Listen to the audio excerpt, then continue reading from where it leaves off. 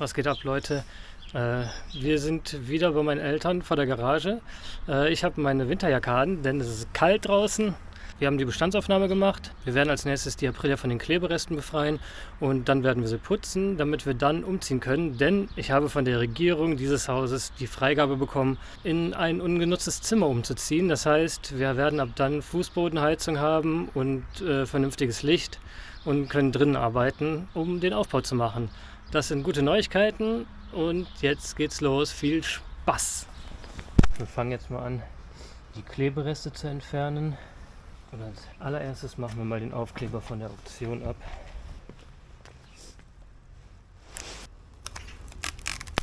Oh, ey. So klebt wie der Teufel.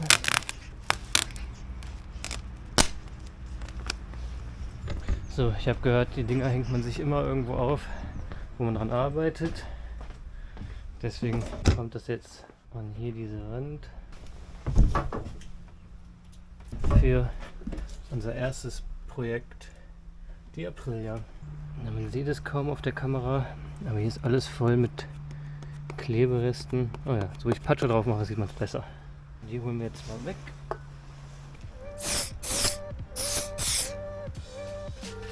So, 20 Sekunden einwirken lassen. Oh ja, das Zeug funktioniert super.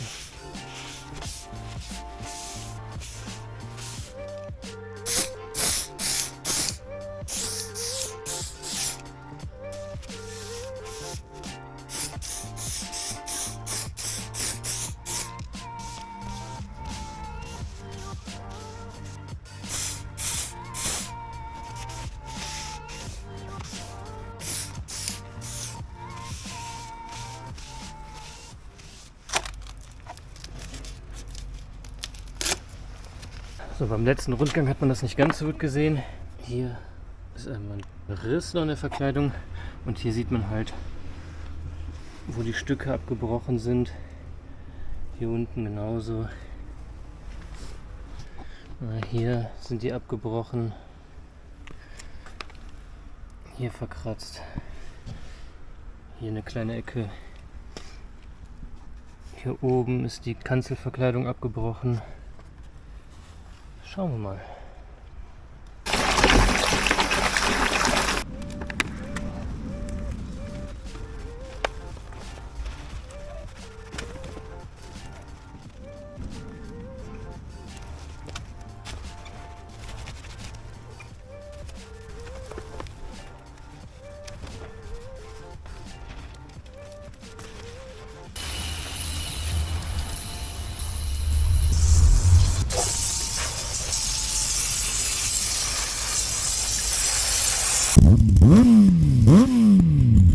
Die Klebereste sind alle entfernt, das Motorrad ist geputzt, ich habe es über Nacht nochmal in der Garage stehen lassen, damit es was abtrocknen kann. Und jetzt kann ich in mein neues Schrauberzimmer umziehen, um jetzt im Winter am Bike zu schrauben.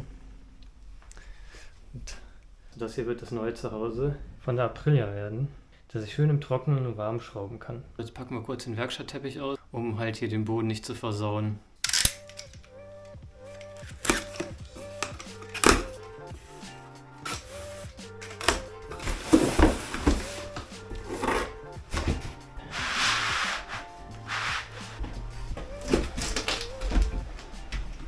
Was geht ab, meine lieben Freunde? Wir haben es geschafft, der Umzug ist vollendet, das Motorrad ist in meinem neuen Schrauberzimmer.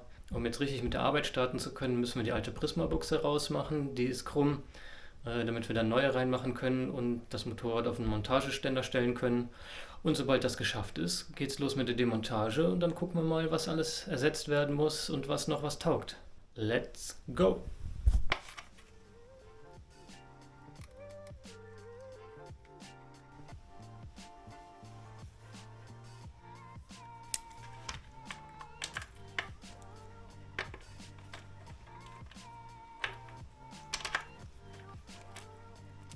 Das ging erfreulicherweise schon mal viel leichter als gedacht. Ich habe gedacht, brich sofort ab, habe schon Linksdreher besorgt, um den Rest rauszukriegen. Aber man muss auch mal Glück haben. Also jetzt die neuen auspacken und rein damit.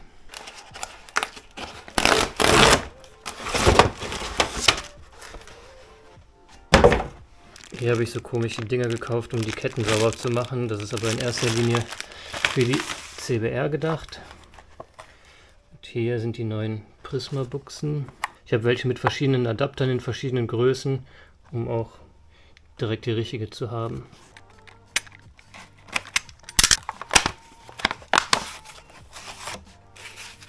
Okay, wir brauchen hier diese kleinen Adapter. Aha.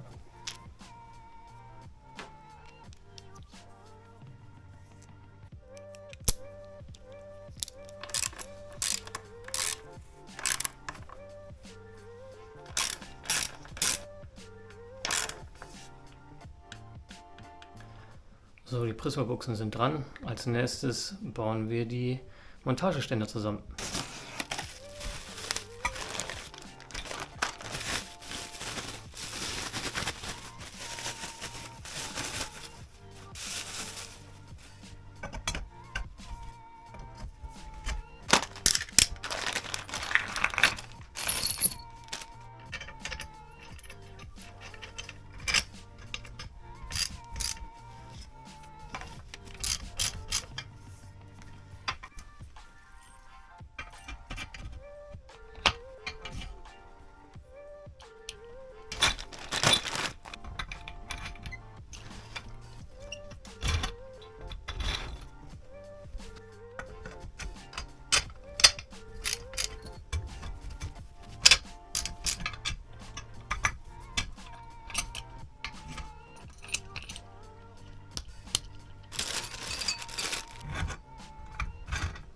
Die Montageständer sind auch endlich montiert, jetzt heißt es aufbocken.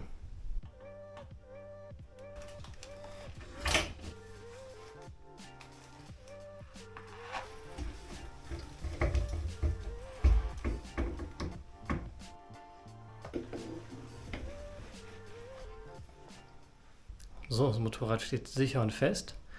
Ab sofort kann geschraubt werden. Für heute steht an, dass wir erstmal gucken, ob die Elektronik noch in Ordnung ist, sprich mal anmachen, beziehungsweise die Zündung anmachen, gucken, ob Lichter, Blinker, alles funktioniert, Tacho funktioniert, um halt zu gucken, ob wir da noch irgendwas machen müssen.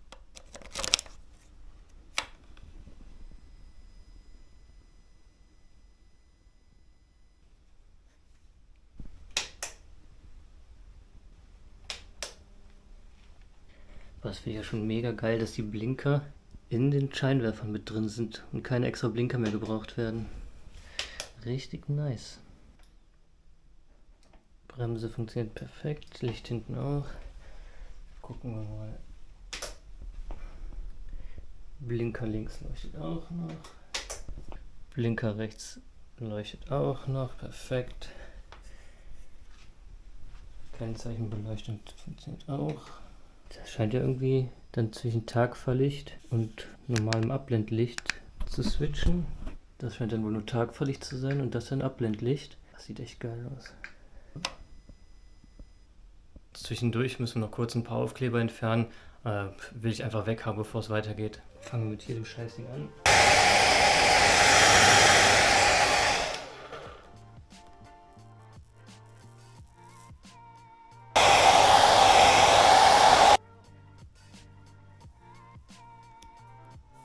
So, und zu guter Letzt machen wir auch den hier noch weg.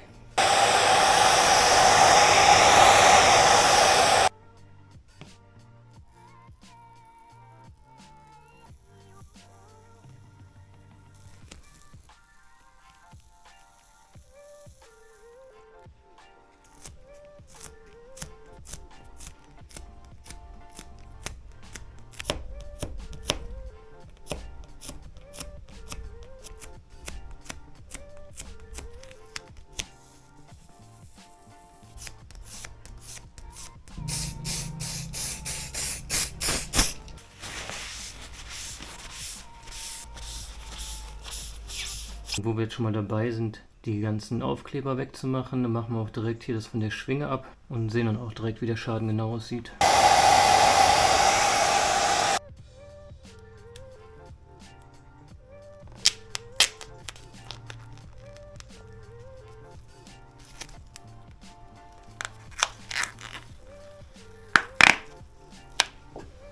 Ja, man muss sagen, für so einen kleinen Aufkleber hat er ganz schön viel Schaden abgehalten. Hier oben eine kleine Macke. Hier unten eine kleine Macke, alles halb so wild. So, die Lichter haben wir geprüft, die funktionieren alle wunderbar. Auf jeden Fall klemmen wir jetzt erstmal die Batterie ab. Die muss ja nicht tiefenentladen werden. Wir wollen ja immerhin nicht das Geld zum Fenster rauswerfen.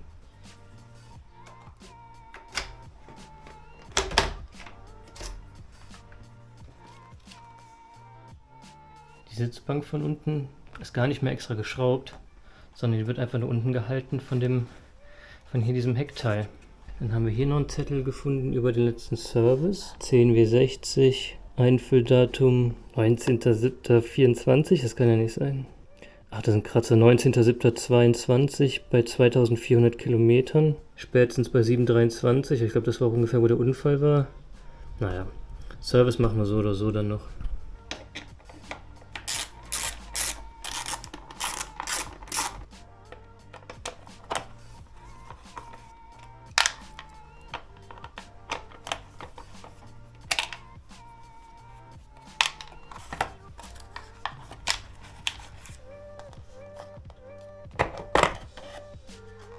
So, die Batterie ist freigelegt. Die Schrauben machen wir mal wieder hier dran, damit wir die nicht verlieren.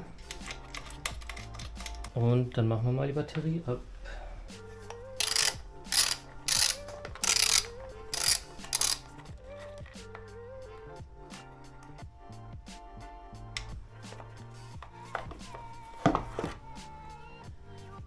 Mal gucken.